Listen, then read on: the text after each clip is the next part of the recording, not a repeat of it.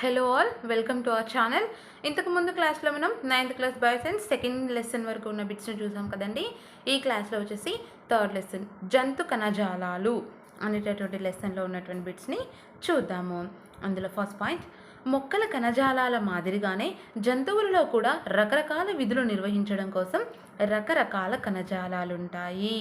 మొక్కల కణజాలాలాగానే జంతువుల్లో కూడా వివిధ రకాలైనటువంటి విధులు నిర్వహించడం కోసం వివిధ రకాల కణజాలాలు ఉంటాయి. అయితే ఒక్కసారి రివైజ్ చేసుకోండి. మొక్క కణజాలాలు ఎన్ని రకాలండి? 4 రకాలు. అవేంటేంటి? ప్రసరణ కణజాలం, సంధాయక కణజాలం, త్వచ కణజాలం అండ్ అదేవిధంగా విభాజ్య కణజాలము. విభాజ్య కణజాలంలో అగ్ర, పార్శ్వ, మధ్యస్థ విభాజ్య కణజాలాలు ఉంటాయి. అండ్ దాంతోపాటు త్వచ కణజాలంలో కనుక చూసినట్లయితే బాహ్య చర్మం, రక్షక కణాలు అండ్ దాంతోపాటు బాహ్య చర్మ కేశాలు ఉంటాయి. అండ్ నెక్స్ట్ ఏంటండి? సంధాయక కణజాలం. మళ్ళీ సంధాయక కణజాలంలో కూడా రకాలు ఉన్నాయి కదండి. మరి అవేంటి? మృదు కణజాలం, దృఢ కణజాలం, స్థూల కోణ కణజాలం. అండ్ నెక్స్ట్ వన్ వచ్చేసి ప్రసరణ కణజాలం. ప్రసరణ కణజాలంలో దారువు ఉంటుంది, పోషక కణజాలం ఉంటుంది. దారువు ప్లస్ పోషక కణజాలం కలిసి నాలుక పుంజాలను ఏర్పరుస్తాయి. ఇది ఓవరాల్గా సెకండ్ లెసన్లో ఉన్నటువంటి మెయిన్ పాయింట్స్ అండి. జస్ట్ మీకు రివైజ్ చేయడం అవుతుంది అని చెప్పేసి చెప్పానంతే. ఓకేనా? నెక్స్ట్ పాయింట్, ఎముకల కండరాల చలనం కోసం కొన్ని రకాల కణజాలాలు పనిచేస్తే మరికొన్ని ఇతర కణజాలాల మధ్య సంబంధాలు ఏర్పరచడానికి ఉపయోగపడతాయి. నెక్స్ట్ పాయింట్, ఎముక కణాలను గమనించాలంటే మాంసం ముక్క నుంచి ఎముకను వేరు చేసి దాదాపు ఒక రాత్రంతా సజల హైడ్రోక్లోరిక్ ఆమ్లంలో కానీ వెనిగర్లో కానీ నానబెట్టాలి.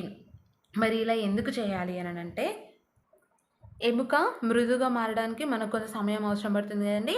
సో అందుకోసం అని చెప్పేసి ఎముక కణాలను గమనించాలనుకుంటే కనుక మాంసం ముక్క నుంచి ఎముకను వేరు చేసేసి దాన్ని ఒక నైట్ అంతా కూడా సజల హైడ్రోక్లోరిక్ ఆమ్లం కానీ లేదా వెనిగర్లో కానీ నానబెట్టాలి. ఓకేనా? నెక్స్ట్ పాయింట్, జంతువులలో ప్రధానంగా 4 రకాల కణజాలాలు ఉంటాయి. మొక్కల్లో కూడా 4 రకాల కణజాలాలే ఉంటాయండి.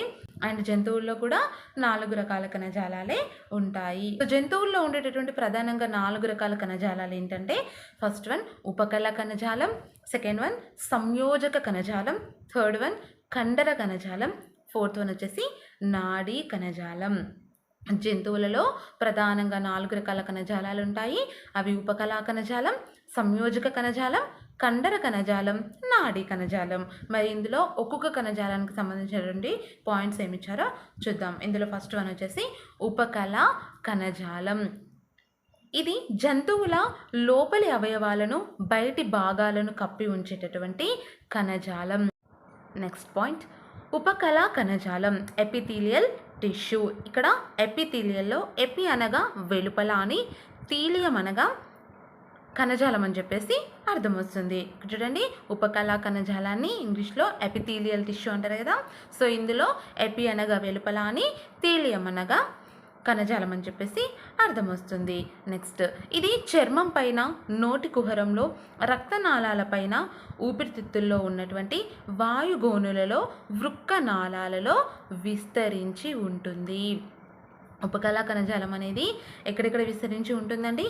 చర్మం పైన, నోటి కుహరంలో, రక్తనాళాల పైన, ఊపిరితిత్తుల్లో ఉండేటటువంటి వాయుగోనుల్లోని వృక్క నాళాలలో విస్తరించి ఉంటుంది. నెక్స్ట్ పాయింట్, బల్లపరుపుగా పలుచని పొర కలిగి ఉన్నటువంటి ఉపకళా కణజాలాన్నే శల్కల ఉపకళ, స్క్వామోస్ ఎపిథీలియం అని చెప్పేసి పిలవడం జరుగుతుంది. బల్లపరుపుగా పలుచని పొరను కలిగి ఉండేటటువంటి ఉపకళా కణజాలాన్ని ఏమని పిలుస్తారండి? శల్కల ఉపకళ అని చెప్పేసి పిలవడం జరుగుతుంది. అయితే మరి శల్కల ఉపకళ ఎక్కడ ఉంటుందంటే, జీర్ణ వ్యవస్థలో ఉండే అన్నవాహిక, నోటి లోపలి పొరలు, రక్తనాళాలు, ఊపిరితిత్తుల్లో ఉండేటటువంటి వాయుగోనులలో ఈ యొక్క కణజాలం ఉంటుంది. నెక్స్ట్, విచక్షణ త్వచం ద్వారా పదార్థాల రవాణా జరిగే అవయవాలలో ఇవి తప్పక ఉంటాయి. చర్మంపై ఉన్న ఉపకళా కణజాలం అనేక వరుసల్లో ఉంటుంది. ఈ రకపు కణజాలాన్ని స్తరిత ఉపకళ కణజాలం, స్ట్రాటిఫైడ్ టిష్యూ అని చెప్పేసి అంటారు. స్ట్రాటిఫైడ్ టిష్యూ లేదా స్థరిత ఉపకల కణజాలం అనేది ఏంటంటారండి, చర్మంపై ఉన్న ఉపకల కణజాలం అనేక వరుసల్లో ఉంటుంది. సో ఈ రకమైనటువంటి కణజాలాన్ని స్థరిత ఉపకల కణజాలం అని చెప్పేసి పిలవడం జరుగుతుంది. నెక్స్ట్, ఘనాకార ఉపకల కణజాలాలు మూత్రనాళాల్లో కనిపిస్తాయి. ఇవి లాలాజల గ్రంథులకు కూడా యాంత్రిక శక్తిని ఇవ్వడంలో సహాయపడతాయి. నెక్స్ట్ పాయింట్, గ్రంథి కణజాలం కొన్నిసార్లు ఉపకళా కణజాలంలో కొంత భాగం లోపలికి ముడుచుకుపోయి బహుకణ గ్రంథులుగా ఏర్పడతాయి. గ్రంథి కణజాలం అనేది కొన్నిసార్లు ఉపకళా కణజాలంలో కొంత భాగం వచ్చి లోపలికి ముడుచుకుపోయి బహుకణ గ్రంథులుగా ఏర్పడతాయి. కాబట్టి వీటిని ఏమంటారండి, గ్రంథి ఉపకళా కణజాలం, గ్లాండ్యులర్ ఎపిథీలియం అని చెప్పేసి పిలవడం జరుగుతుంది. నెక్స్ట్ పాయింట్, స్తంభాకార ఉపకల కణజాలం కణాలు స్రవించే చోట, శోషణ జరిగే చోట ఉంటాయి. చర్మం కూడా ఒక రకమైనటువంటి ఉపకల కణజాలమే.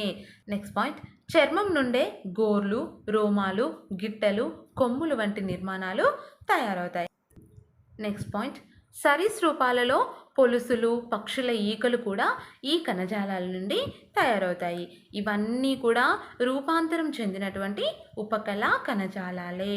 ఇది వచ్చేసి ఉపకళా కణజాలానికి సంబంధించినటువంటి బిట్స్ అండి, మరియు అందులో ఉన్నటువంటి రకాలు. ఉపకళా కణజాలంలో ఎన్ని రకాల అంటే ఇంకా ఎన్ని కణజాలాలు ఉన్నాయండి, శల్కల ఉపకళా కణజాలం, స్థరిత ఉపకళా కణజాలం, స్తంభాకార ఉపకళా కణజాలం మరియు గ్రంథి ఉపకళా కణజాలం. ఇవి వచ్చేసి ఉపకళా కణజాలానికి సంబంధించినటువంటి పాయింట్స్. నెక్స్ట్ చూద్దాం. సెకండ్ వన్ వచ్చేసి సంయోజక కణజాలం, కనెక్టివ్ టిష్యూ. ఇందులో ఫస్ట్ పాయింట్, కొన్ని కణజాలాలు అవయవాలను, కండరాలను కలిపి ఉంచుతాయి. ఇటువంటి కణజాలాలను సంయోజక కణజాలాలు అంటారు. సంయోజక కణజాలాలని వేటిని అంటారండి, అవయవాలను, కండరాలను కలిపి ఉంచేటటువంటి కణజాలాలనే సంయోజక కణజాలాలు అంటారు. నెక్స్ట్ పాయింట్, సంయోజక కణజాలం ఇతర కణజాలాలను, అంగాలను కలిపి ఉంచుతుంది. శరీరంలోని వివిధ అంతర్భాగాలకు దృఢంగా చట్రంలా నిలిచి కావలసినటువంటి ఆధారాన్ని సమకూరుస్తుంది. నెక్స్ట్ పాయింట్, ఈ కణజాలాలు ఒక కణజాలం నుంచి వేరొక కణజాలానికి పదార్థాల రవాణాలో కూడా కీలక పాత్రను పోషిస్తాయి. ఓకేనా. సంయోజక కణజాలం అని దేన్ని అంటారు, అవయవాలను, కండరాలను కలిపి ఉంచేటటువంటి కణజాలాలే సంయోజక కణజాలాలు. మరి ఈ సంయోజక కణజాలం వచ్చేసి ఇతర కణజాలాలను, అంగాలను కలిపి ఉంచుతుంది. శరీరంలోని వివిధ అంతర్భాగాలకు దృఢంగా చట్రంలాగా నిలిచి కావలసిన ఆధారాన్ని ఇస్తుంది. అండ్ ఈ కణజాలాలు ఒక కణజాలం నుంచి వేరొక కణజాలానికి పదార్థాల రవాణాలో కూడా కీలక పాత్రను పోషిస్తాయి. ఓకేనా. మరి ఇందులో కనుక చూసినట్లయితే శరీరంలో భిన్నమైనటువంటి అంటే వేర్వేరు రకాల విధులను నిర్వర్తించేటటువంటి అనేక రకాలైనటువంటి సంయోజక కణజాలాలు ఉన్నాయండి. అందులో మరి ఏ రకాల సంయోజక కణజాలాలు ఉన్నాయనేది మనం ఒక్కొక్క దానిగా పాయింట్స్ చూద్దాము. అందులో ఫస్ట్ వన్ వచ్చేసి ఏరియోలార్ కణజాలం. ఏరియోలార్ కణజాలం ఇదొక సంధాయక కణజాలం. ఇది వివిధ కణజాలాలను కలుపుతుంది. ఇది అవయవాలను వాటి యొక్క స్థానాలలో ఉంచుటకు తోడ్పడుతుంది. అవయవాలను వాటి యొక్క స్థానాల్లో ఉంచడానికి తోడ్పడేటటువంటి కణజాలం ఏంటండి, ఏరియోలార్ కణజాలం. అయితే ఇది అవయవాలను వాటి యొక్క స్థానాల్లో ఉంచుటకు తోడ్పడుతుంది. ఈ కణాలను ఫైబ్రోబ్లాస్ట్ కణాలు అంటారు. ఈ కణాలను ఏమంటారండి, ఫైబ్రోబ్లాస్ట్ కణాలని అంటారు. ఈ కణాలు తంతు పదార్థాన్ని స్రవిస్తాయి. ఇవి గాయాలైనప్పుడు గాయపడిన కణజాలం తిరిగి ఏర్పడడంలో తోడ్పడతాయి. ఫైబ్రోబ్లాస్ట్ కణాలు ఎందుకోసమని తోడ్పడతాయండి, ఇవి ఒక తంతు పదార్థాన్ని స్రవిస్తాయి అండ్ ఇవి గాయాలైనప్పుడు గాయపడినటువంటి కణజాలం తిరిగి ఏర్పడడంలో మనకు తోడ్పడతాయి. నెక్స్ట్ వన్, ఎడిపోస్ కణజాలం. ఇది కొవ్వు పదార్థాన్ని నిల్వ చేసి ఉంచడానికి చర్మం క్రింద ఒక రకమైన సంయోజక కణజాలాలు ఉంటాయి. వీటినే ఎడిపోస్ కణజాలం అంటారు. ఎడిపోస్ కణజాలం అనేది ఎక్కడ ఉంటుందండి, కొవ్వు పదార్థాన్ని నిల్వ చేసి ఉంచడానికి చర్మం కింద ఉండడం జరుగుతుంది. సో ఇలా చర్మం కింద ఉండేటటువంటి ఒక రకమైన సంయోజక కణజాలమే అడిపోస్ కణజాలము. ఈ కణజాలం కొవ్వు కణాలతో నిండి ఉంటుంది. శరీరం నుండి వేడి బయటకి పోకుండా ఈ కణాలు ఉష్ణ నిరోధకంగా పనిచేస్తాయి. శరీరం నుంచి వేడి బయటకి పోకుండా ఈ కణాలు ఎలా ఉపయోగపడతాయండి? మనకి ఉష్ణ నిరోధకంగా పనిచేయడం జరుగుతుంది. నెక్స్ట్ వన్ వచ్చేసి ఎముక, బోన్. ఎముక ఇంకొక రకమైనటువంటి సంయోజక కణజాలము. ఇవి శరీరానికి ఆకారాన్ని ఇవ్వడంలో సహాయపడతాయి. ఎముకలు ఏ విధంగా సహాయపడతాయండి? శరీరానికి ఆహారాన్ని ఇవ్వడంలో సహాయపడతాయి. అయితే అనేక సకశేరుకాలలో, ఫర్ ఎగ్జాంపుల్ సొరచేప వంటి కొన్ని చేపలు తప్ప, ఇది అంతర అస్థిపంజర నిర్మాణంలో ఒక ముఖ్య పదార్థంగా ఉంటుంది. సకశేరుకాలలో అంతర అస్థిపంజర నిర్మాణంలో ఒక ముఖ్యమైనటువంటి పదార్థంగా ఉంటుంది. అయితే సొరచేప వంటి కొన్ని చేపల్లో తప్ప మిగతా అన్ని సకశేరుకాల్లో కూడా ఇది అంతర అస్థిపంజర నిర్మాణంలో ఒక ముఖ్యమైనటువంటి పదార్థంగా ఉంటుంది. ఇక్కడ మీకు తెలుసా అని చెప్పేసి ఒక బిట్ ఇచ్చారండి. అదేంటంటే ఎముక కాల్షియం ఫాస్ఫేట్, కాల్షియం కార్బోనేట్లతో ఏర్పడింది. ఈ లవణాలను ఎముక ఆస్టియోసైట్ కణాలు స్రవిస్తాయి. ఈ కణాలు ఎముక మధ్య ఖాళీ ప్రాంతంలోని అస్థి మజ్జ, బోన్ మ్యారోలో ఉంటాయి. నెక్స్ట్ వన్ వచ్చేసి మృదులాస్థి, కార్టిలేజ్. ఇందులో ఫస్ట్ పాయింట్, మృదులాస్థి వేరొక విధమైన సంయోజక కణజాలం. ఎముకలు కలిసే ప్రదేశాలలో ప్రక్కటెముకల చివర, నాసికాగ్రం, చెవిదొప్ప, వాయునాళంలోనూ మృదులస్థి కణజాలం అనేది ఉంటుంది. మృదులస్థి కణజాలాన్ని మనం ఎక్కడెక్కడ చూడవచ్చండి? ఎముక కలిసే ప్రదేశాలలో ప్రక్కటెముకల చివర, నాసికాగ్రం, చెవిదొప్ప, వాయునాళంలోనూ మనం ఈ యొక్క మృదులస్థి కణజాలాన్ని చూడవచ్చును. అయితే అనేక సకశేరుకాల జీవుల పిండ దశలో ఎముకలు ఉండవు. వాటిలో మృదులస్థి కణజాలం మాత్రమే ఉంటుంది. అనేక రకాలైనటువంటి సకశేరుకాల జీవులు ఏవైతే ఉంటాయో వాటి యొక్క పిండ దశలో ఎముకలు అనేటివి ఉండవు. వీటిలో మృదులాస్థి కణజాలం మాత్రమే ఉంటుంది. నెక్స్ట్ పాయింట్, సొరచేప వంటి చేపలలో అంతర అస్థిపంజరం మొత్తం మృదులాస్థిచే నిర్మితమై ఉంటుంది. నెక్స్ట్, మృదులాస్థి దృఢంగా ఉన్నప్పటికీ ఎముక అంతా దృఢంగా ఉండదు. మృదులాస్థి కూడా దృఢంగా ఉంటుంది, కానీ ఎముక ఉన్నంత దృఢంగా అయితే ఉండదు. నెక్స్ట్ వన్, లిగమెంట్ లేదా సంధిబంధనం. ఇందులో ఫస్ట్ పాయింట్, ఇది మరి ఒక రకమైనటువంటి సంయోజక కణజాలము. ఇది ఎముకలను సంధి తలాలతో కలిపి ఉంచుతుంది. ఎక్కువ సంఖ్యలో తంతువులను కలిగి ఉంటుంది. అయితే ఇది కలిగి ఉన్నటువంటి ఎక్కువ సంఖ్యలో తంతువులు ఏవైతే ఉంటాయో ఈ తంతువులు కొల్లాజన్ అనేటటువంటి ప్రోటీన్తో చేయబడి ఉంటాయి. ఇవి స్థితిస్థాపక గుణాన్ని కలిగి ఉంటాయి. లిగమెంట్ లేదా సంధిబంధనం అనేది కూడా ఒక రకమైనటువంటి సంయోజక కణజాలమేనండి. మరి ఇది వేటిని కలిపి ఉంచుతుందంటే ఎముకలను సంధి తలాలతో కలిపి ఉంచుతుంది. ఎక్కువ సంఖ్యలో తంతువులు ఉంటాయి ఇందులో. సో ఈ తంతువులు అనేటివి కొల్లాజన్ అనేటటువంటి ప్రోటీన్తో చేయబడి ఉంటాయి. అండ్ ఇది స్థితిస్థాపక గుణాన్ని కలిగి ఉండటం జరుగుతాయి. ఏవి? ఈ యొక్క కణాలు. నెక్స్ట్ వన్ వచ్చేసి స్నాయుబంధనం, టెండాన్. ఇందులో ఫస్ట్ పాయింట్, ఇది కూడా తంతుయుత సంయోజక కణజాలమే. ఇది కండరాలను ఎముకతో కలిపే సంధి తలాలలో, జాయింట్లలో స్నాయుబంధనాలు ఉంటాయి. ఇవి కూడా కొల్లాజన్తో చేయబడి ఉంటాయి. నెక్స్ట్, రక్తంలో ఉండే వివిధ రకాలైన కణాలు ప్రతిదీ భిన్నమైన నిర్దిష్టమైన పనిని నిర్వర్తిస్తాయి. అయితే ఈ కణాలన్నీ ప్లాస్మాలో స్వేచ్ఛగా తేలియాడుతూ ఉంటాయి. కణ బాహ్య ప్రదేశం ద్రవ పదార్థమైన ప్లాస్మాతో నింపబడి ఉంటుంది. అందుచేత రక్తం ద్రవ రూపంలో ఉంటుంది. రక్తం కూడా ఒక రకమైనటువంటి సంధాయక కణజాలమేనండి, కానీ రక్తంలో తంతువులు అనేటివి ఉండవు. నెక్స్ట్, రక్తం కూడా ఒక రకమైన కణజాలం. రక్తనాళాలలో శరీరం మొత్తం ప్రవహించే ఎర్రటి ద్రవమే రక్తం. నెక్స్ట్ పాయింట్, ఇది కూడా ఒక రకమైన సంధాయక కణజాలమే. మనం ఇంతకుముందే ఆల్రెడీ చెప్పుకున్నాము.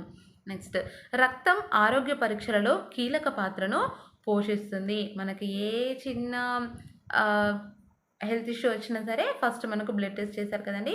సో అలాగా రక్తం అనేది ఆరోగ్య పరీక్షల్లో కీలకమైనటువంటి పాత్రను పోషిస్తుంది. మన శరీరం మొత్తం రక్తం పంపు చేయడానికి అత్యంత శక్తివంతమైనటువంటి ఒక యంత్రాంగం ఉందండి. అదేంటంటే మన గుండె. మన శరీరం మొత్తం రక్తం పంపు చేయడానికి ఉన్నటువంటి అత్యంత శక్తివంతమైన యంత్రాంగం ఏంటి? మన యొక్క గుండె. నెక్స్ట్ పాయింట్, గుండె 24 గంటల్లో 36,000 లీటర్ల రక్తాన్ని 20,000 కిలోమీటర్ల దూరం పంపు చేస్తుంది. గుండె 24 గంటల్లో ఎన్ని వేల లీటర్ల రక్తాన్ని పంపు చేస్తుందండి? 36,000 లీటర్ల రక్తాన్ని పంపు చేస్తుంది. మరి ఎన్ని వేల కిలోమీటర్ల దూరం వరకు పంపు చేస్తుంది అంటే 20,000 కిలోమీటర్ల దూరం పంపు చేస్తుంది. నెక్స్ట్ పాయింట్, రక్తం ఎరుపు రంగులో ఉండేటటువంటి ఒక ద్రవరూప కణజాలం. నెక్స్ట్ పాయింట్, బొద్దింక రక్తం తెల్లగా ఉంటే నత్త రక్తం నీలంగా ఉంటుంది. అన్ని జీవుల్లోనూ రక్తం అనేది ఎరుపు రంగులోనే ఉండదండి. కొన్ని జీవుల్లో వేరువేరుగా ఉంటుంది. సో వాటికి ఎగ్జాంపుల్స్గా చూసినట్లయితే కనుక బొద్దింకలో రక్తం తెల్లగా ఉంటుంది, నత్తలో రక్తం అనేది నీలి రంగులో ఉంటుంది. నెక్స్ట్ పాయింట్, ఒక ప్రౌఢ మానవుని శరీరంలో 5 లీటర్ల రక్తం ఉంటుంది. ఇందులో అండి ఒక ప్రౌఢ మానవుని శరీరంలో 5 లీటర్ల రక్తం ఉంటుంది.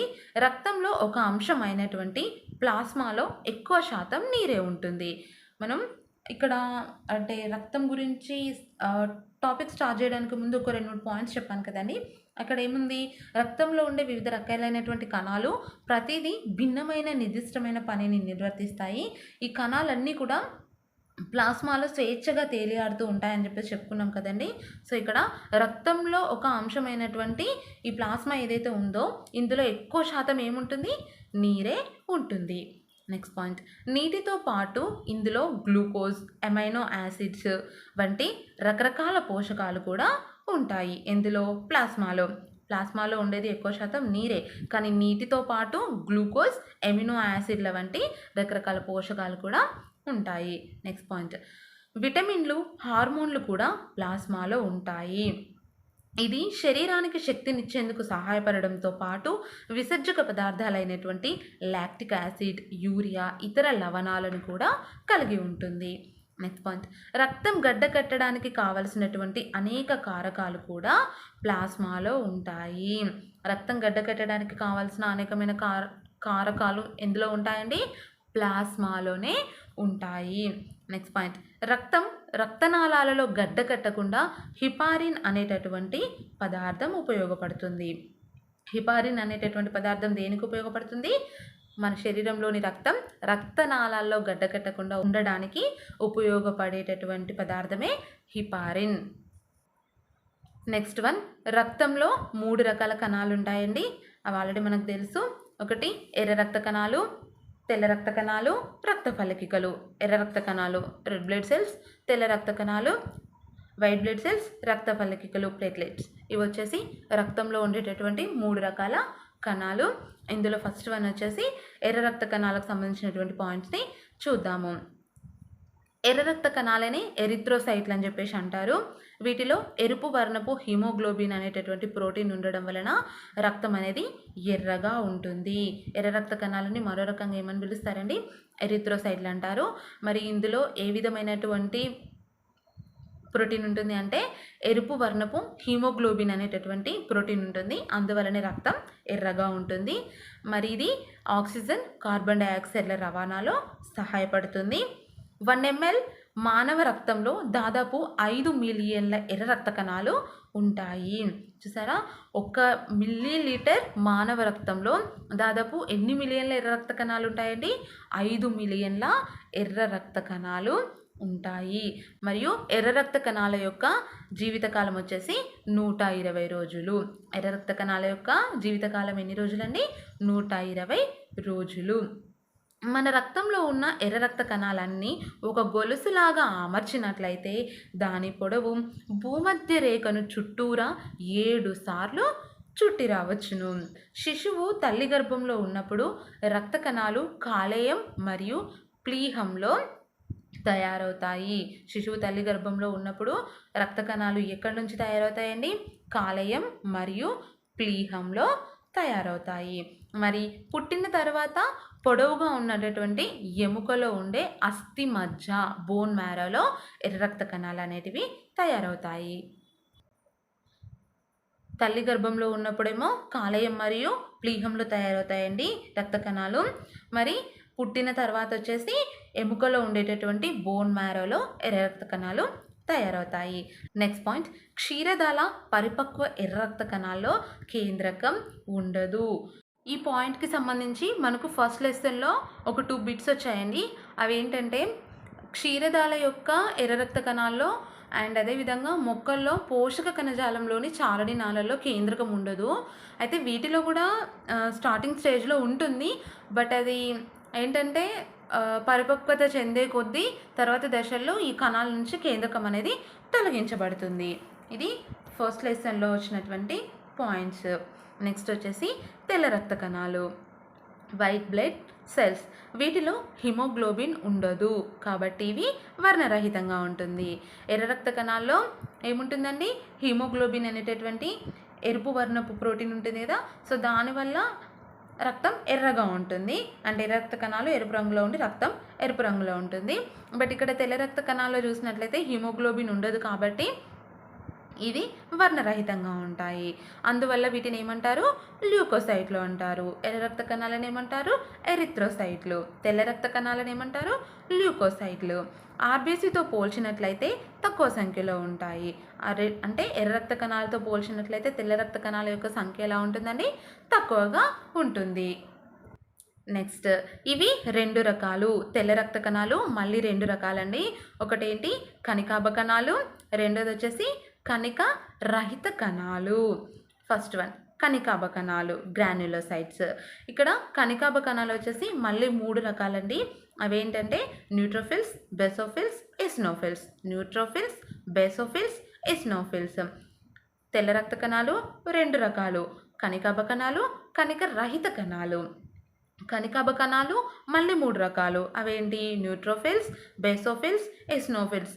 నేను దీనికి సంబంధించినటువంటి సింపుల్గా గుర్తుపెట్టుకోవడానికి ఒక కోడ్ని ఆల్రెడీ షార్ట్స్లో చెప్పాను. అండ్ 9th క్లాస్ మనం ఏం నేర్చుకున్నాం అనేటటువంటి టాపిక్ నుంచి ఉన్నటువంటి బిట్స్ని డిఎస్సి టైంలో క్విక్ రీజన్కి యూజ్ అవుతుందని చెప్పేసి చెప్పాను కదండి, అందులో కూడా ఉంది. ఇక్కడ చూడండి, మామూలుగా వీటిని గుర్తుపెట్టుకోవడానికి వస్తే కన్ఫ్యూజ్ అవుతాం. కణికాభ కణాలలో ఏముంటాయి, కణిక రహిత కణాల్లో ఉండేటటువంటి రకాలు ఏముంటాయి అని చెప్పేసి. సో దానికను నేనైతే ఇలా గుర్తుపెట్టుకుంటానండి. ఏంటంటే ఇక్కడ మనకు కణికాభ కణాలు అని చెప్పేసి ఉంది కదండి, కణికాభ కణాలని కే అని చెప్పేసి అనుకుంటే, కే అంటే కణికాభ కణాలు, కిన్బ్, KINB. ఇక్కడ ఐ అంటే ఇసినోఫిల్స్, ఎన్ అంటే న్యూట్రోఫిల్స్, బి అంటే బేసోఫిల్స్. కణికాభ కణాలు, ఇసినోఫిల్స్, న్యూట్రోఫిల్స్, బేసోఫిల్స్. కిన్బ్, KINB. కణికాభ కణాలని కిన్బ్ అని చెప్పేసి గుర్తుపెట్టుకున్నారనుకోండి, మీకు ఈజీగా కణికాభ కణాల్లో ఉన్న వాటికి కణిక రహిత కణాల్లో ఉండేటటువంటి రకాలకి తేడా అనేది ఈజీగా గుర్తుంటుంది. నెక్స్ట్, ఇవి రక్తంలోనికి ప్రవేశించిన సూక్ష్మజీవులను ఎదుర్కొని నాశనం చేస్తాయి. ఇవి ఏం చేస్తాయండి, రక్తంలోకి ప్రవేశించినటువంటి సూక్ష్మజీవులను ఎదుర్కొని నాశనం చేస్తాయి. కొన్ని తెల్ల రక్త కణాలు శరీరంలో ప్రవేశించేటటువంటి సూక్ష్మజీవులను చంపడంలో తమ జీవితాన్ని త్యాగం చేస్తాయి. అయితే ఈ యుద్ధంలో చనిపోయిన తెల్ల రక్త కణాలే చీము రూపంలో గాయం నుండి బయటకు విసర్జించబడతాయి. కొన్ని తెల్ల రక్త కణాలు ఏం చేస్తాయండి, మన శరీరంలోకి ప్రవేశించేటటువంటి సూక్ష్మజీవులను చంపడంలో యుద్ధాన్ని చేసి ఆ యుద్ధంలో చనిపోయినటువంటి తెల్ల రక్త కణాలే చీము రూపంలో గాయం నుంచి బయటకు విసర్జించబడతాయి. ఓకేనా. నెక్స్ట్ పాయింట్, న్యూట్రోఫిల్స్ రక్తంలోకి వచ్చిన బ్యాక్టీరియాను ఎదుర్కొనే ప్రతిదేహాలు, యాంటీబాడీస్ని తయారు చేస్తాయి. న్యూట్రోఫిల్స్ ఏం చేస్తాయండి, రక్తంలోకి వచ్చినటువంటి బ్యాక్టీరియాలను ఎదుర్కొనే ప్రతిదేహాలను తయారు చేస్తాయి. కాబట్టి న్యూట్రోఫిల్స్ని ఏమంటారు, సూక్ష్మ రక్షక భటులు అంటారు. సూక్ష్మ రక్షక భటులు, మైక్రోస్కోపిక్ పోలీస్మెన్ అని వేటిని పిలవడం జరుగుతుందండి, న్యూట్రోఫిల్స్ని పిలవడం జరుగుతుంది. మరి న్యూట్రోఫిల్స్ వేటి యొక్క రకాల్లో ఒకటిగా ఉంటాయి, కణికాభ కణాల యొక్క రకాలైనటువంటి 3 ఒకటి ఈ న్యూట్రోఫిల్స్.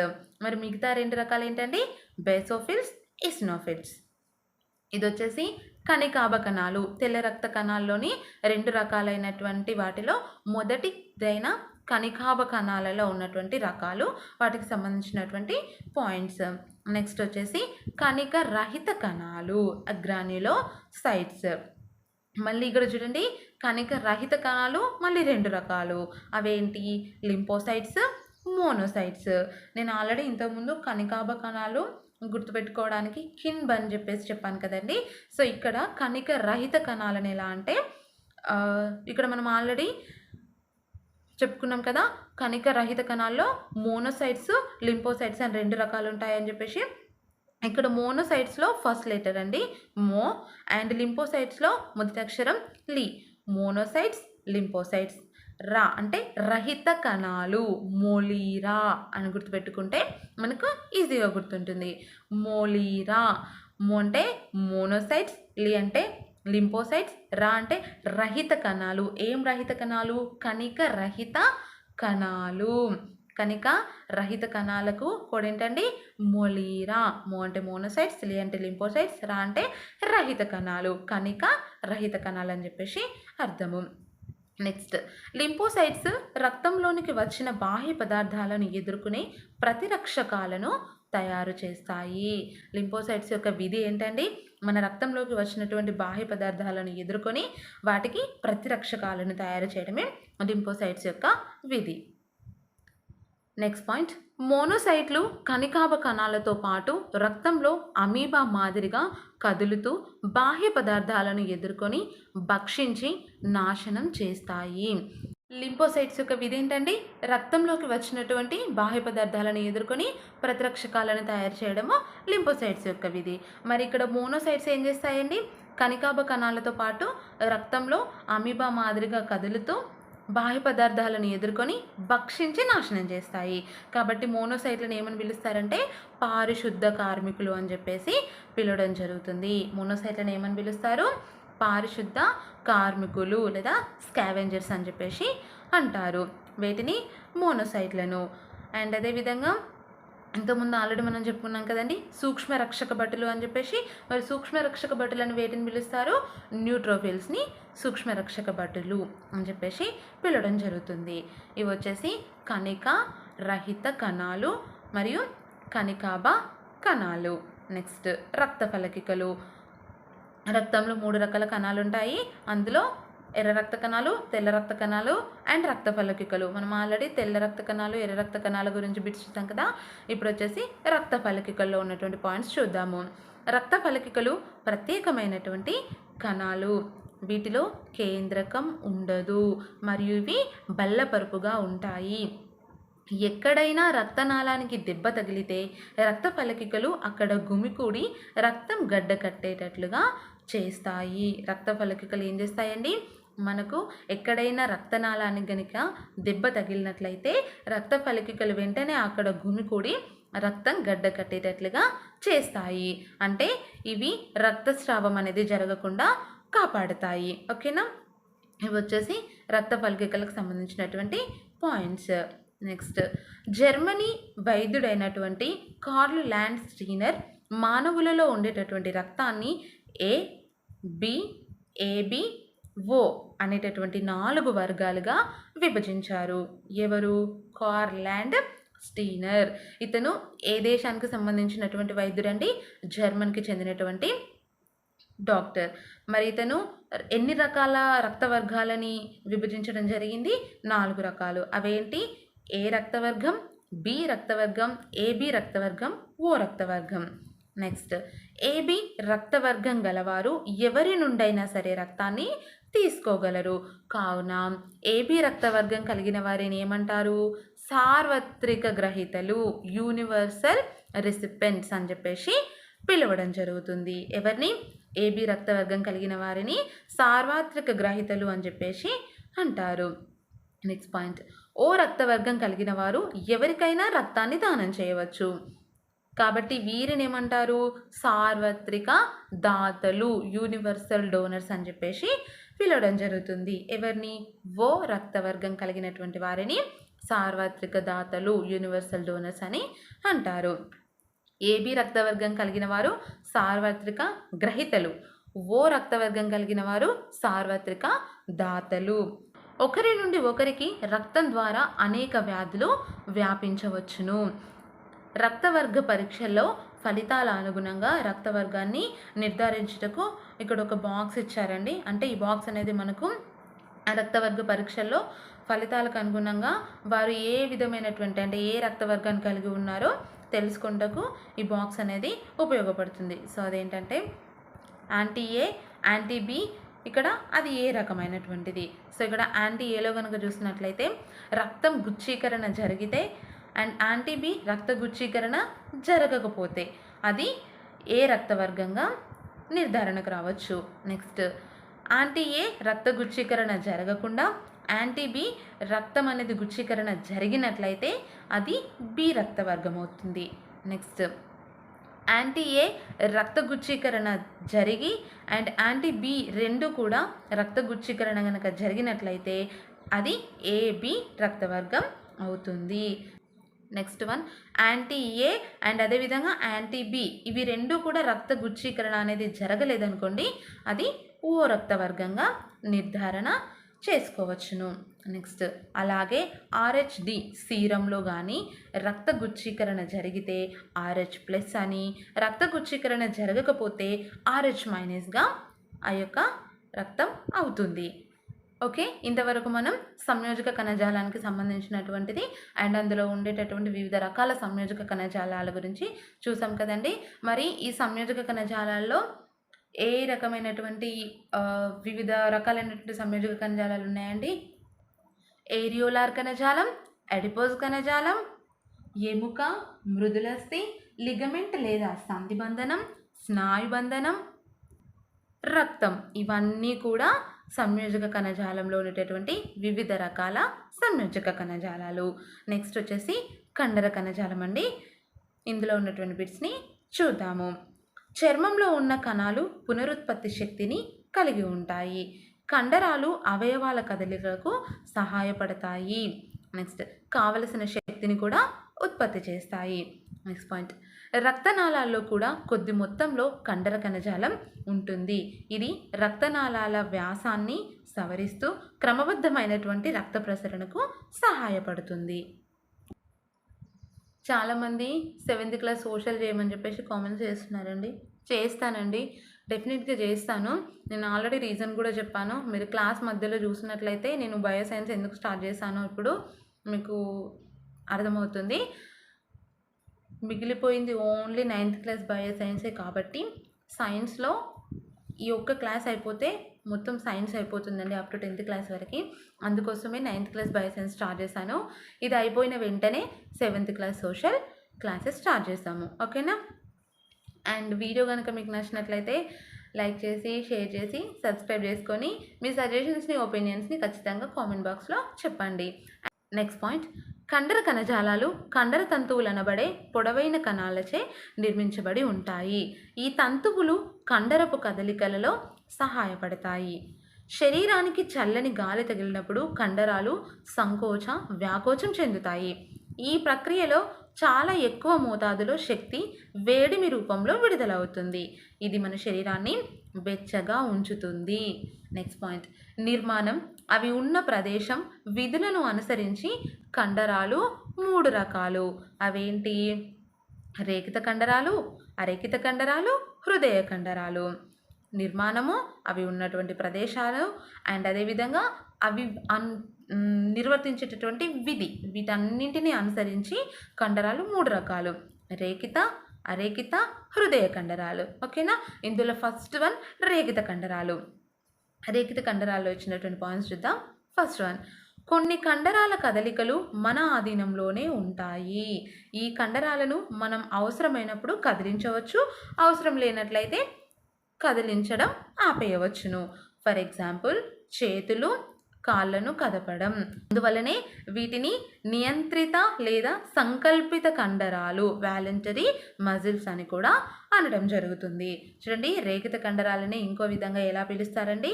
నియంత్రిత లేక సంకల్పిత కండరాలుగా పిలవడం జరుగుతుంది. అండ్ వీటినే ఇంకొక రకంగా అస్థి కండర కణజాలం అని అంటారు. వీటిని ఇంకొక రకంగా ఏమంటారండి? అస్థి కండర కణజాలం, స్కెల్టల్ మజిల్స్ అని కూడా అంటారు. నెక్స్ట్, ఇవి అస్థిపంజరంలోని ఎముకలకు అతికి ఉండి కదలికలకు కారణమవుతాయి.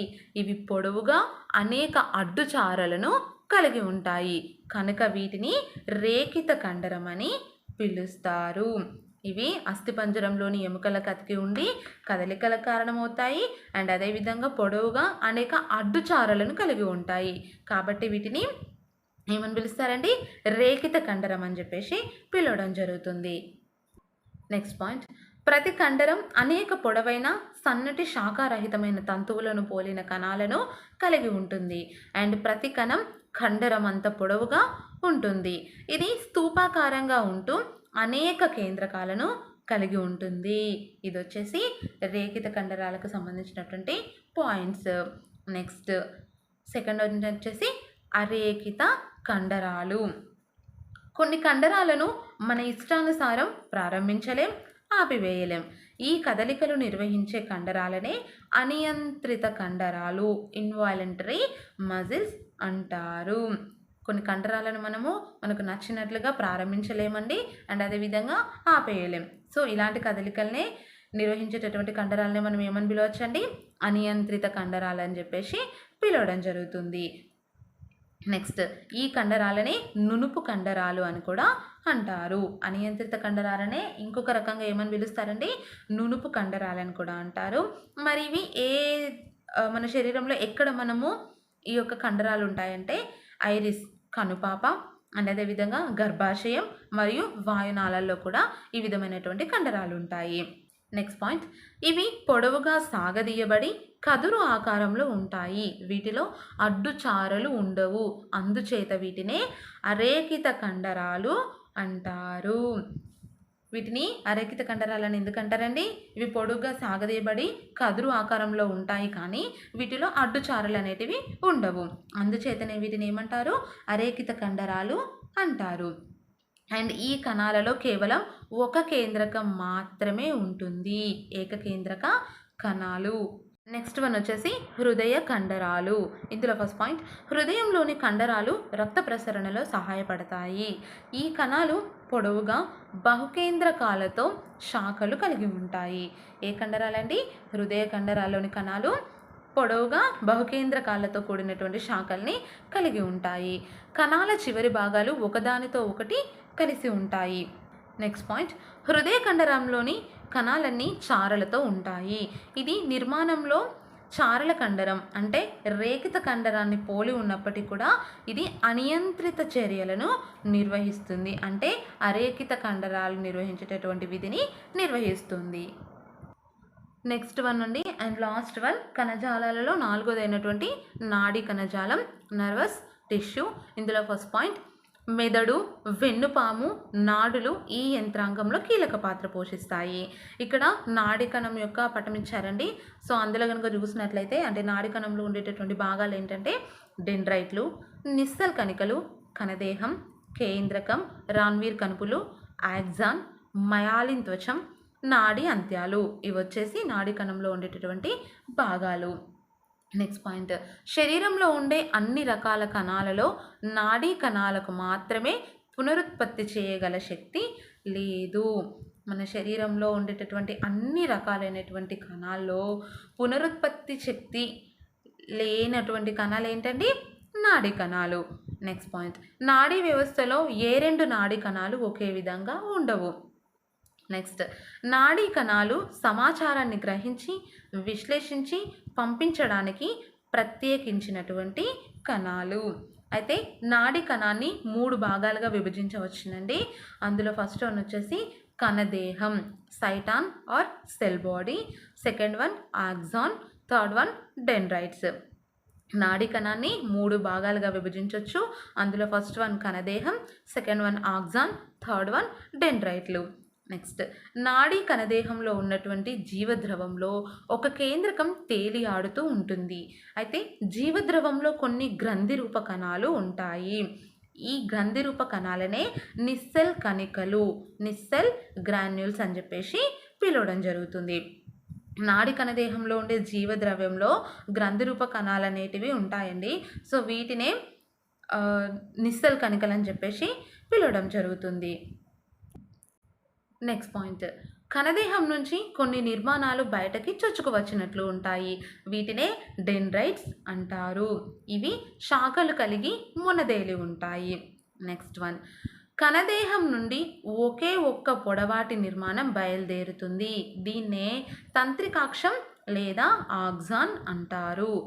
ఆక్సాన్లో కొంత భాగం ఒక పొరతో కప్పబడి ఉంటుంది. ఆ త్వచాన్నే మయలిన్ త్వచం అంటారు. ఆక్సాన్లో ఉండే కణుపుల వంటి భాగాన్నే రణ్వీర్ కణుపులు, రణ్వీర్ నోడ్స్ అని చెప్పేసి పిలవడం జరుగుతుంది. ఇంకా చూడండి, కణదేహం నుంచి కణదేహం నుంచి ఒకే ఒక్క పొడవాటి నిర్మాణం అనేది బయలుదేరుతుంది. దీన్ని తంత్రికాక్షం లేదా ఆక్సాన్ అంటారు. ఆక్సాన్లోని కొంత భాగం వచ్చేసి ఒక పొరతో కప్పబడి ఉంటుంది. ఆ పొర లేదా త్వచాన్ని మైలిన్ త్వచం అంటారు. ఆక్సాన్లో ఉండే కణుపుల వంటి నిర్మాణాలు ఏవైతే ఉంటాయో వాటిని రణ్వీర్ కణుపులు లేదా రణ్వీర్ నోడ్స్ అని చెప్పేసి అంటారు. నెక్స్ట్, ఒక నాడీ కణుపు ఆక్సాన్ తమ సమీపంలో ఉన్న మరొక నాడీ కణం డెండ్రైట్లతో కలిసి ఒక వలలాంటి నిర్మాణాన్ని ఏర్పరచుకుంటుంది. ఇది వచ్చేసి నాడీ కణానికి సంబంధించినటువంటి పాయింట్స్. ఈ వీడియో కనుక మీకు నచ్చినట్లయితే please do like, share and subscribe to our channel. Thanks for watching.